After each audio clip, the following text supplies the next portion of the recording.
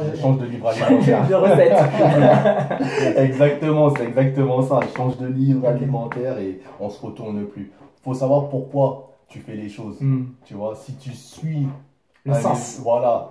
Trouver du sens. Trouver du sens à ce que tu fais et rester cohérent. Tu vois, faut qu'il y ait une ligne directrice. Faut savoir pourquoi. Sinon, tu craques. La plupart des gens, ils craquent pourquoi? Parce qu'ils savent pas pourquoi ils font les choses. Ouais. Tu vois.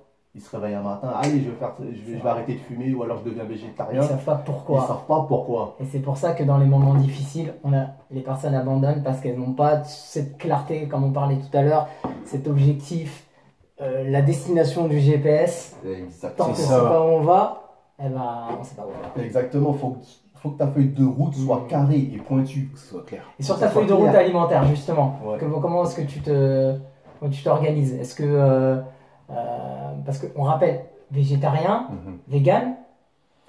Après, tu sais que tu adaptes à ta manière, dis-nous tout.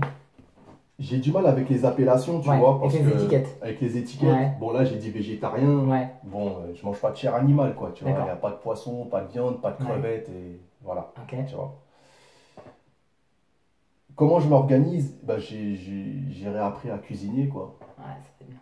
Et ça, c'est intéressant. Tu vois, là, je suis sur un nouveau cheminement et ça, c'est intéressant. Et pareil que pour la religion, on fait pas la promotion de vegan. Ouais, c'est clair. Voilà, moi, ceux qui me suivent, ils savent très bien que je suis adepte de la diète cétogène, mais c'est pas parce que ça convient à une personne que l'objectif, c'est vraiment de trouver ce qui vous passionne, ce qui fonctionne. Voilà, ce que vous aimez, ce qui fonctionne. Exactement, voilà, exactement. Excuse-moi pour la parenthèse, mais c'est important. On fait pas de promotion pour X ou Y mouvement ou. Non, t'as raison de le préciser parce que l'effet de mode, c'est ça. Je suis vegan, je suis vegan, voilà, je suis vegan. Mais si les gens s'informaient comme il se doit, vegan, c'est des gens qui défendent une cause animale. Ouais. Tu suis. C'est un mouvement là. C'est un mouvement, c'est poussé, tu vois. Mais faut que chacun trouve son truc à lui, son créneau à lui, quelque chose qui lui convienne. Tu vois ce que je veux dire? Et on respecte bien sûr ces mouvements. On respecte. Voilà. Complètement. Donc voilà, et pour revenir à ce que je te disais, j'ai réappris à cuisiner et là c'est intéressant, tu as vu un peu plus de couleurs dans mon assiette, tu vois, un peu plus de couleurs et puis voilà, il faut être créatif, c'est comme dans le sport, il faut être créatif. Tu prends du plaisir quand tu manges? Je prends du plaisir, il faut prendre du plaisir dans tout. Genre tout, d'accord. Je prends du plaisir, je kiffe, tu vois, je kiffe vraiment. Okay. Et je suis content. Ouais. Merci, partagez ça avec nous, une histoire très forte, très inspirante. Moi, c'est la 3e fois que je l'entends et je prends une 3e claque. Je crois que j'ai une 3e joue maintenant. Donc non, vraiment bravo pour ton chemin et merci de partager ça avec nous parce que je suis sûr que ça inspire des personnes derrière. Je te remercie beaucoup. C'est tout ce qui compte aujourd'hui, c'est de partager, tu vois. J'aime partager mon vécu. C'est le but. Et puis en toute humilité, tu vois, j'aime raconter mon parcours parce que ça peut peut-être influencer d'autres personnes qui passent par des zones très très sombres. Des turbulences. Voilà, des turbulences, exactement. Des gens qui nagent dans le ciment, quoi. Ouais, c'est chaud. Merci Olivier. Thierry? À mon tour. Si tu veux, hein. Oui. Après, c'est vrai que, bon, comme dit le frère, l'important c'est de partager. Donc je ne vais pas non plus rentrer dans les sous-détails parce qu'on pourrait y passer de nombreuses heures. Donc je vais survoler, mais je vais quand même raconter un petit peu mon parcours depuis que je suis petit. Et raconter ce qui a fait que je suis là en train de vous parler pour Mental No Limit. Pour moi, Mental No Limit, en fait, c'est dès la naissance. Moi, je suis arrivé, j'avais 10 mois, je suis originaire de la République démocratique du Congo. Je suis arrivé avec mes parents. C'était assez compliqué parce qu'à l'époque, il y avait des histoires de papier, tu vois, il y avait des turbulences. Du coup, on a déménagé plusieurs fois dans les hôtels, dans les foyers. Ensuite, j'ai eu ma première frangine qui a eu un accident par rapport à sa surdité. Ça veut dire qu'elle est née, elle entendait. Mais en fait, il y a eu une erreur au niveau de l'hôpital et ça a touché ses nerfs. Du coup, aujourd'hui, elle est sourde et malentendante. Mais comme à l'époque, on n'avait pas encore les papiers et tout ça, enfin bon, bref, il y a eu plein de micmacs. Elle n'a pas pu bénéficier d'avoir des aides comme il se devait, tu vois.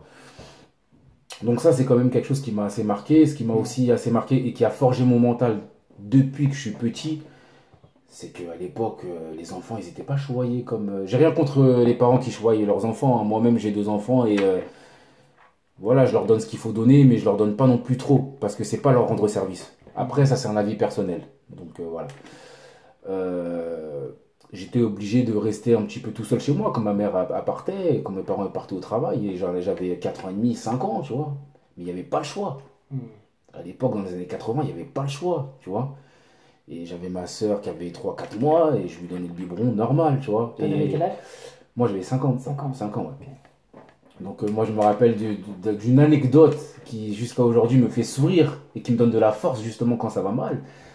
C'est quand je donnais le biberon à ma soeur et que ma mère me disait t'inquiète pas, à 10h30 je t'appelle, je sais que tu vas donner le biberon, je t'appelle à 10h35, tu laisses le téléphone allumé et tu lui fais faire son rôle, je l'entends. Tu vois, et dès que le rôle il est terminé, tu peux raccrocher. Tu vois, c'est des petites bails comme ça qui Tu font te rappelles que. comment tu vivais ça? Tu avais une pression par rapport à ça ou t'étais petit, mais Ouais, est-ce que tu te j'étais souviens petit. un peu Ouais, comment tu gérais ça comment tu gérais ça?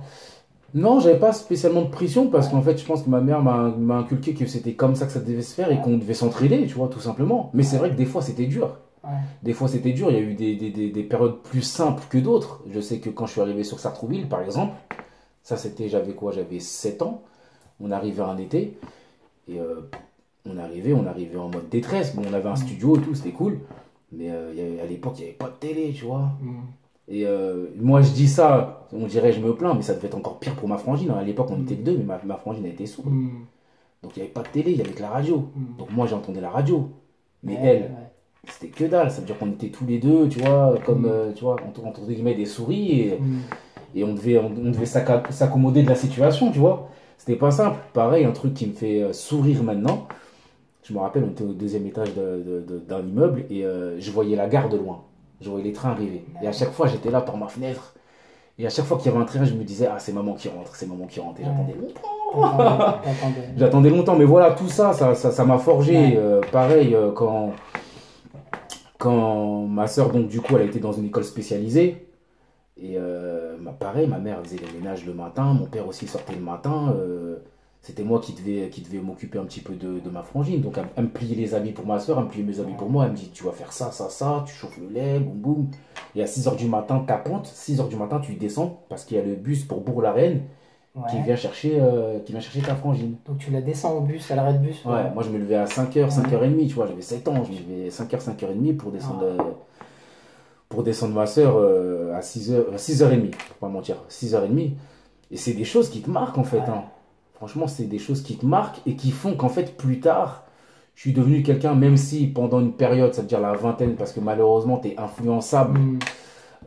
genre je suis parti un petit peu sur la dérive, ça te marque, ça te marque vachement, ça te marque vachement. Et puis j'ai aussi souffert du manque d'affection paternelle. Mm. C'est quelque chose qui est vraiment, qui m'a marqué en fait. Et j'en parle vraiment parce que c'est pas facile d'en parler, hein. Mais je parle pour partager, et puis ça se trouve, je me dis que là, il y a des gens qui nous regardent et qui vivent la même chose, Mm. pour qui c'est pas simple. Donc voilà, si ma trajectoire peut inspirer ou rendre service ou donner de la force tout simplement, ben, je le fais avec plaisir. Mais il est vrai que, bon, voilà, hein, mon père, il n'était pas souvent là quand j'étais adolescent, et ça m'a beaucoup affecté. Vraiment, vraiment beaucoup affecté. Je sais pas ce qu'il faisait. C'est vrai que des fois, il faisait beaucoup de trajets entre la République démocratique du Congo et la France parce qu'il voulait faire ses affaires, parce qu'il voulait s'en sortir aussi. Après, je ne vais pas trop rentrer dans les sous-détails, mais en tout cas, il n'était pas présent. Et plusieurs fois, j'ai vu ma mère le 24 décembre, 25 décembre pleurer à côté du sapin de Noël. Tu vois, je venais en cachette et tout. Tu vois, t'es curieux quand t'es petit. Bien sûr. Je venais en cachette et tout. Et je voyais ma mère, elle était en larmes. Et ça, par contre, c'est des choses qui m'ont marqué. T'as marqué. Qui m'ont marqué. Et c'est la raison pour laquelle j'ai dérivé. Mm. Dans le sens où j'ai fumé. Par contre, j'ai jamais bu d'alcool. Juste pour mes 18 ans, je me suis tapé une cuite, mais une cuite. Mais ça n'a jamais été mon truc, l'alcool. Mm. Mais ça m'est arrivé de fumer.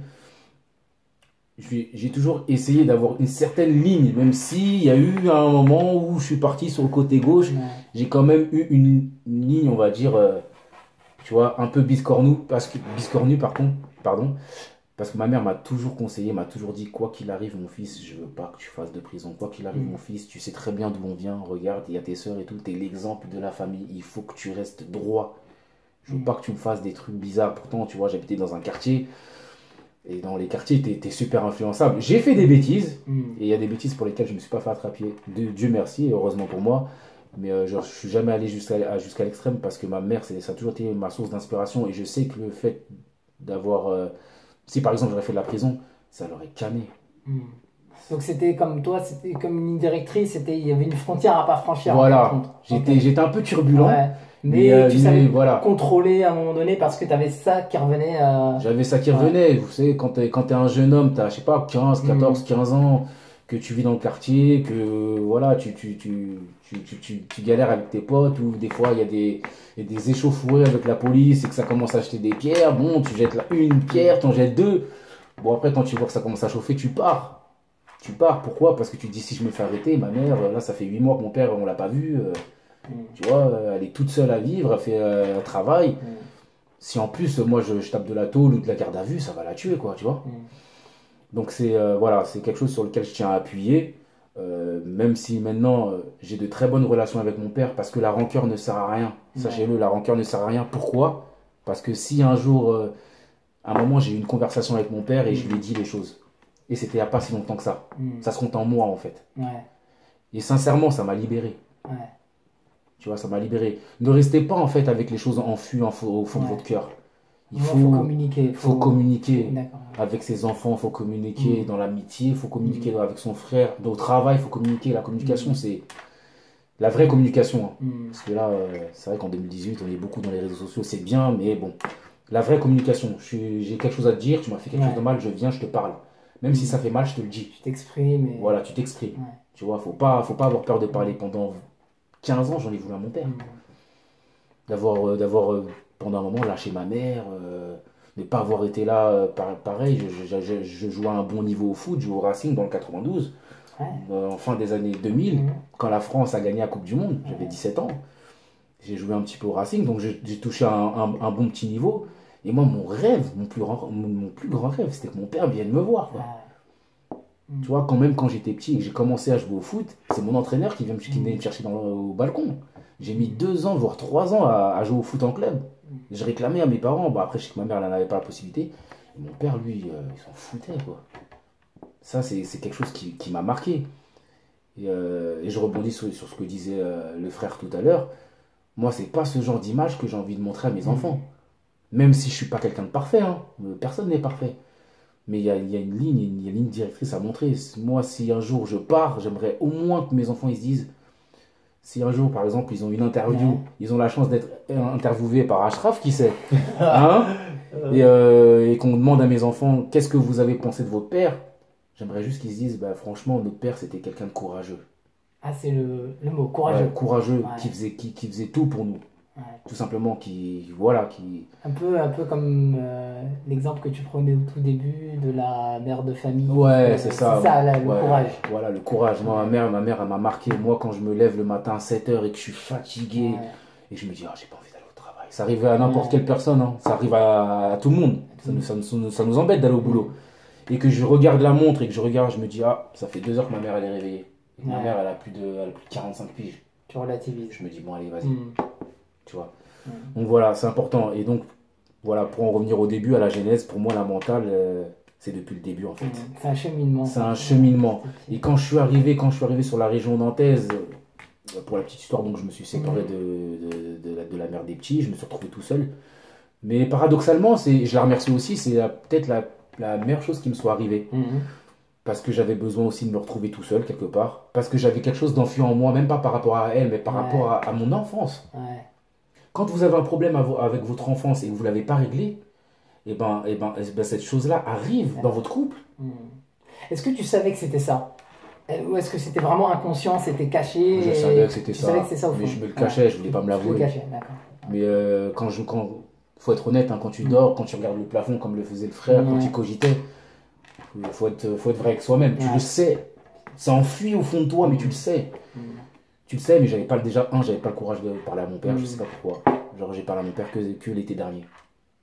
Et c'est ça qui a vraiment, comme tu disais tout à l'heure, qui t'a libéré en fin de compte de cette. Ouais, ça m'a libéré. Est-ce que ça a débloqué des choses dans ta vie? Ouais. Ça a débloqué ma positivité. Avant, j'étais quelqu'un. Mon état d'esprit. Voilà, mon état d'esprit. Avant, j'étais quelqu'un qui se plaignait tout. tout le temps, qui était jamais content, qui était, tu vois. C'est vrai que la seule chose qui me sauvait déjà, c'est ma mère. Déjà, je lui dois beaucoup et je la remercierai jamais assez. Et le sport. Et le sport, ça veut dire que même si je n'ai pas atteint un niveau extraordinaire, parce qu'à un moment, je voulais vraiment avoir un niveau, mais j'ai pas eu la mentale à ce moment-là. Le sport, ça m'a toujours sauvé. Ça veut dire que quand ça allait mal dans ma tête par rapport à mon père, quand ça allait mal dans mon couple, le sport, je sors, tu boxes, boxe taille, boxe, tu fais de la corde à sauter, tu reviens, tu prends ta douche, t'es heureux.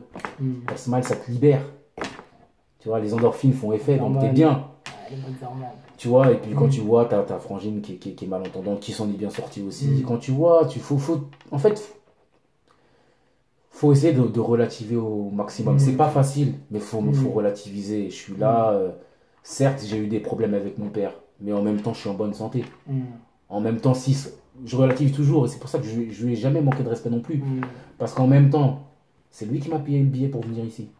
Quand il était plus jeune. Genre, lui, il était au bled, enfin, moi, j'étais au bled avec ma mère. Et lui, il faisait ses études. Venir ici en France? En France, ouais. Et lui, il faisait ses études à Nanterre à l'époque, donc après, il a dû arrêter quand nous on arrivait. Mais 10 mois plus tard, le billet est arrivé, le billet pour moi et ma mère. Donc c'est quelque part. Là, si je te parle, c'est aussi grâce à mon père. Et puis, en ayant des enfants aussi, j'ai compris certaines choses. Tout ça, c'est un acheminement. Tu vois. Mais voilà, il faut parler. Hein. La communication, c'est super important. Moi, une fois, déjà que j'ai rencontré Olivier aussi, et que j'ai fait connaissance avec la mentale, j'ai dit ça, c'est pour moi. Tu t'es reconnu tout de suite. Je me suis reconnu tout de suite et j'ai vraiment envie de donner de la force aux gens. Tu vois, j'ai envie de donner la force par rapport à notre marque de vêtements, par rapport à l'image qu'on peut véhiculer, qui n'est pas parfaite, mais je pense qu'on est dans un chemin d'auto-amélioration. Bien sûr. Essayons de nous améliorer tout simplement. C'est une progression. Voilà, on essaie de progresser. Comment t'expliquer? Chacun a le droit de progresser comme il veut. Tu vois, moi-même, si quelqu'un fume, je ne vais pas le critiquer, mais je vais faire en sorte à ce qu'il s'arrête, tout simplement. De l'influencer. De l'influencer de bonne manière, parce que si tu aimes vraiment quelqu'un, t'es pas pour qui boit comme un trou, qui fume, parce que c'est de l'autodestruction. C'est le but de cette chaîne, entre parenthèses. Hein. Voilà. Si on peut influencer des personnes à optimiser leur hygiène de vie sans que ça se fasse avec plaisir, avec joie et pas dans la contrainte. Voilà. Si on peut contribuer à ça, je pense que tous les trois là, on est un peu dans le même wagon. Donc, montez dans le wagon. Et surtout, ça se passe à 85% dans la tête, sincèrement, dans tout ce que vous faites. Vous pouvez avoir, il y en a plein, genre je peux parler du football parce que je connais bien aussi. Tu peux être bon physiquement, tu peux être rapide, tu peux être technique, tu peux être affûté, tu peux être tout ce que tu veux. Si te manque le mental, mon ami, tu n'arriveras pas à ton objectif. Le mental, c'est super important. Ton hygiène de vie, c'est super important. Ton karma est super important. Ta positivité est super importante. Alors, ton hygiène de vie, toi, dis-nous, Thierry, comment tu... écoute, moi... Comment t'aimes t'alimenter, tes routines, tes habitudes? Moi, j'ai des hauts et des bas. Concrètement, pareil, j'essaie de m'améliorer au quotidien, mais pour l'instant, c'est loin d'être parfait. J'essaie de manger sainement. Je suis moins développé, entre guillemets, que le frère qui est à côté de moi. C'est-à-dire que moi, je suis un accro du poulet, j'aime trop le poulet. Donc pour l'instant, je ne peux pas ne pas manger de poulet, quoi. Mais je comprends tout à fait et je respecte la démarche du frangin. Je la comprends. Après, moi, je tiens vraiment un point d'honneur sur le petit déjeuner. Le petit déjeuner, chez moi, quand j'ai mes enfants, c'est quelque chose de super important. Ça veut dire que pour moi, le petit déjeuner, c'est le repas des gens le soir, quoi. D'accord. Moi, c'est omelette, jus d'orange pressé, c'est amandes. Tu mets le paquet. Je mets le paquet. Et je le dis tout le temps à mes enfants. Omelette, jus d'orange pressé, amandes. Amandes, lait de soja, avec du flocon d'avoine. D'accord. Tu vois, genre avec des fruits. Après, je me fais des smoothies quand j'en ai le temps. Et c'est quelque chose, tous les matins, c'est quelque chose que j'essaie de faire. C'est le rituel. Ouais, c'est le rituel. C'est le repas de famille en fin de compte. Ouais, c'est le repas de famille. Nous, pour certaines personnes, c'est plus le soir. Moi, c'est le matin. Moi, le carburant, il faut le mettre le matin. Les enfants, il faut qu'ils partent avec le smile. C'est ça qui marche pour toi. Voilà, c'est ça qui marche pour toi. C'est vrai que moi, je parle beaucoup de jeûne intermittent et de squeezer le petit déjeuner parce que c'est ce qui fonctionne pour moi. Personne que j'accompagne aussi. Mais là, on a Thierry qui avec un petit déjeuner bien. Voilà, il carbure aussi. Donc, encore une fois, c'est pas une question. Il n'y a pas un truc qui marche Ouais, c'est clair. Ça, faut prendre effectivement un 4 qui fonctionne. C'est sûr que si on prend un petit déjeuner avec des viennoiseries chargées avec des chocopops, je veux pas dire de marque, mais Ouais. voilà, là on est sur un 4 qui marche pas. Par contre, voilà un petit déjeuner équilibré comme fait Thierry, pour lui ça fonctionne, donc c'est son style. Ouais. Il Pour a moi trouvé. aussi, ça fonctionne. Pour toi aussi, Ouais, ça pour fonctionne. moi, Ouais. c'est pareil. Et franchement, là, je suis en train de moi, je me bats contre autre chose, c'est le sucre. Ah, là on va parler de la même chose. Ah, le sucre, je me bats contre le Ouais. sucre, le sucre ajouté et tout ça. Ouais. C'est pas simple, hein, mais je me bats contre ça. Ouais. Parce que même. Non, c'est pas bon. C'est pas Ça représente quoi pour toi le sucre? de la drogue. On Ouais. parle de drogue. Pour moi, c'est de la drogue, le sucre. Le coca, pour moi, c'est. Enfin, faut pas donner de marque, c'est vrai. Bref, en tout cas, pour Si, moi, c'est là, oui, c'est bon. les boissons gazeuses. Pour moi, les boissons gazeuses, c'est niette. Ok. C'est niette. Tu parlais d'une étude de la comparaison entre le sucre et une drogue, comme quoi le sucre c'est une drogue. Il y a une étude qui a été faite là récemment aux États-Unis qui explique que le sucre a un niveau provoque un niveau de dépendance aussi important que l'héroïne. Voilà, donc le sucre. C'est affreux. Ouais, ok. C'est affreux. Mais bon, après, voilà. Hein. Moi, je fais une guerre hein, contre le sucre. Et puis, j'essaye de manger pas mal de légumes, pas mal de fruits. J'essaie de manger bio aussi. Ouais. C'est pas simple parce que faut. Après, je sais pas si par hasard vous avez des adresses, bah, je veux bien que vous nous les Il y a donniez. des bons maraîchers à Nantes. Ouais. Parce que c'est vrai que manger bio aussi, ça a un certain budget. Ouais. Donc, voilà. Mais excuse-moi de te couper, Mais je frérot. t'en prie. Pour revenir sur ce qu'il disait le frère à l'instant, Ouais. Charles rebondir, tout à l'heure il disait on mange sainement. Hmm. Je dirais qu'on mange équilibré. Parce Mm. que sainement, Mm. c'est un autre chapitre. Ouais, c'est un autre chapitre, effectivement. C'est un autre chapitre. Ouais. Pourquoi? Parce que on achète dans les supermarchés Ouais. et on sait tous que tout ce qui est industriel, c'est toxique. Ouais. Industriel et transformé. Et Je peux transformé, dire la vérité. exactement. Voilà. Merci mon Transformé. frérot. Donc c'est transformé. Mm. Donc c'est pas sain Mm. et que même les produits soi-disant bio, Hmm. j'ai un doute parce que sûr c'est pas que certifié. quand bio, c'est pas certifié ben, bio. en fait, pour relier ce que tu dis, Olivier, et ce que dit Thierry, le grand problème, c'est que dans ces produits bio, dans les supermarchés, il y a beaucoup de sucre. Il y a beaucoup de sucre. Donc, c'est pas parce que c'est bio que c'est bon. C'est ce que tu veux dire. Exactement, parce que maintenant, tu vois ça partout, Mm. dans tous les supermarchés, allez, il y a des étiquettes bio, mais rien n'est certifié. Ouais. C'est-à-dire que même dans les vrais magasins bio, Mm. j'ai un doute aussi. Hmm. J'ai un doute aussi, mais bon, c'est un autre chapitre, ça encore, tu vois. Mais ça, on, faut ça, on- faut on ça, l'abordera et on je vous l'abordera. réinviterai pour parler de ça avec plaisir parce Avec que plaisir. je vais faire un max de vidéos sur la nutrition. Avec plaisir. C'est voilà, c'est Donc, une de nos passions. excuse-moi mon frérot, c'était juste, je voulais Et au rebondir niveau de là-dessus. ta routine physique, fitness, Alors, moi, ma routine physique, alors, généralement, bon, là, on sort du mois de jeûne parce que, pareil, hein, j'ai fait le ramadan. le ramadan, ouais. Voilà. Donc, c'était compliqué, pareil.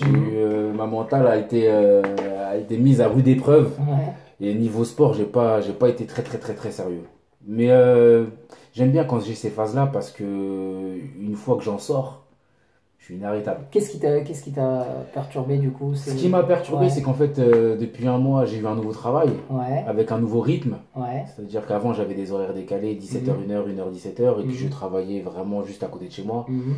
Et là, j'ai un travail avec un rythme assez soutenu, et je fais pas mal de routes Mhm. en camion, donc je rentre chez moi à 18h, 18h30, en sachant qu'on mange pas avant le coucher du soleil, Ouais. donc c'est-à-dire 22h.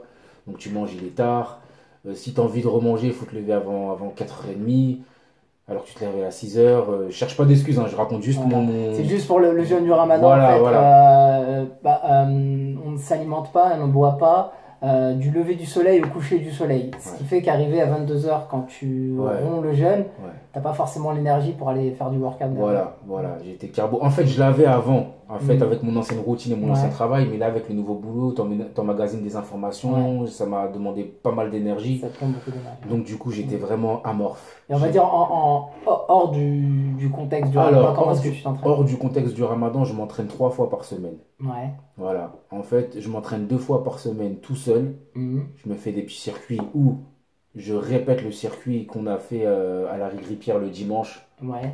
avec Olivier. Je me le répète, ou soit je me fais des petits circuits tout seul. Ouais. Et donc le lundi généralement et le mercredi. Et puis après le dimanche, pour moi, c'est le test. Tu utilises des techniques particulières comme AMRAP, Tabata, des choses comme ça, ou si tu fais vraiment, tu composes Ça toi-même? dépend, ça Ouais. dépend. Le Tabata aussi, Mm. je peux l'utiliser, ça Mm. dépend. Des fois, je vais en salle, Mhm. ça peut m'arriver aussi. Mais pareil, hein, moi, c'est beaucoup de poids de corps. Mhm. Beaucoup de poids de corps. Après, de temps en temps, quand le corps il réclame vraiment, ça peut m'arriver de prendre des haltères de temps en temps. Mais sinon, moi, je suis beaucoup cardio, j'aime bien la corde Cardio, à ouais. sauter, j'aime bien le battle rope, j'aime bien les burpees. Donc beaucoup de HIIT, Ouais, High Intensity Interval Training. ouais, En français, entraînement intervalle à haute intensité. c'est J'espère que ça. j'ai bien traduit, mais voilà. On en reparlera beaucoup aussi. Et voilà, il y a une période où j'en faisais presque tous les jours. On faisait presque tous les jours du sport, mais je me suis rendu compte que ça servait pas à grand chose. Parce que tu es beaucoup plus performant quand tu te reposes. Ouais, Parce que le sport, c'est bien. Mais après, il y a les étirements. ouais. Faut te masser. Faut un bon sommeil. Massage avec rouleau? Ouais, maintenant oui. Ok, d'accord, oui. Maintenant oui. Faut manger équilibré. Hmm. Donc c'est tout ça qui fait que c'est pas simple, hein. C'est un ensemble. Ouais. C'est un ensemble, une hein. hygiène de vie. C'est une hygiène de vie, mais on s'améliore tous les jours. On n'est pas parfait et on essaye de partager ça avec le maximum de personnes sur notre compte Instagram. Et puis ça nous sert aussi. Moi, je fais pas mal de vidéos aussi personnelles quand je fais mes trainings. Ouais. Sur Instagram, Facebook aussi? Ouais, sur Instagram. Vas-y, donne ton après, Facebook. Hein. Donc, ben, il y a mon Facebook, hein, moi, Ico Lithiri. Il y a le Facebook de Mental No Limit. Ouais. Je vous invite à y aller. Il y a le. Icoli, Thierry C'est ça. et Mental No Limit et Olivier. Olivier Stone. Olivier Stone. S-T-O-N-E, Olivier Stone. Voilà. Je partage le sport aussi, nos actualités. Et il y a la page Mental No Limit sur Insta et sur Facebook. Ok. Voilà, il y a de quoi faire. Ouais, Il y a de la matière. il y a de la matière et puis on continue. Et puis ça nous sert beaucoup. Moi, je sais que je balance beaucoup sur Instagram, donc je fais Ouais. des vidéos et puis après j'envoie ça. Et puis on partage ça. Instagram, franchement, je tiens à leur envoyer un big up parce qu'on s'est quand même créé une certaine communauté. Hmm. C'est-à-dire que moi, quand je balance des vidéos, ou même Olivier, quand on balance des vidéos, on a des commentaires de pas mal de personnes avec qui on s'est lié d'amitié virtuelle, entre Ouais, guillemets. ouais. Bah, des hommes et des femmes qui font du sport, tout simplement. Et on s'envoie de la force à partir du compte Instagram. Moi, je sais que des fois, je me lève le matin, je regarde Instagram, je vois par exemple Valou de Bordeaux à qui je fais une grosse bise, qui est, elle, tous les jours, à 6h du matin, elle est au taquet. Elle est là. En fait, tu fais carrément une séance, vous faites une séance de fitness sur l'Insta ou... Non, en fait, ce que je fais, c'est que je fais ma séance de fitness, par exemple, Ouais. dehors. Ouais. Et puis je me choisis des séquences et puis je me fais un petit montage vidéo et puis je Ah d'accord, et sur après tu la Instagram. balances sur... Voilà. C'est pas en live, d'accord. Voilà, non, c'est Ok. pas en live. Ok. Donc voilà, et on s'envoie de la force et puis il y a pas mal de personnes dans la France qui nous Énorme. suivent et puis c'est comme ça aussi qu'on fait de la publicité sur notre marque de vêtements. Pour l'instant, on est plus dans un mode, on présente notre univers, Hmm. tu vois, notre état d'esprit. Et puis petit à petit, de fil en aiguille, la collection va arriver. Pour l'instant, on vend des t-shirts, mais j'ai confiance et je sais pertinemment que ça va aller au-delà de ça, tout simplement. Qu'est-ce qui vous manquerait pour passer au niveau supérieur, au niveau de Mental No Limit? Quelques personnes opérationnelles, professionnelles, pointues, qui ont la même vision que nous, qui voient et qui regardent dans la même direction que nous, Professionnel. qui croient en Mental No Limit, Hmm. qui tout simplement sont dans la même direction que nous, quoi, comment dirais-je, je cherche mes mots parce que c'est pas que c'est pas évident, mais qui se reconnaissent, voilà, Ouais, qui se qui se reconnaissent reconnaissent dans le notre, mouvement. dans notre univers, Ouais. parce que c'est un univers, tu vois, Mhm. c'est vraiment un univers avant tout.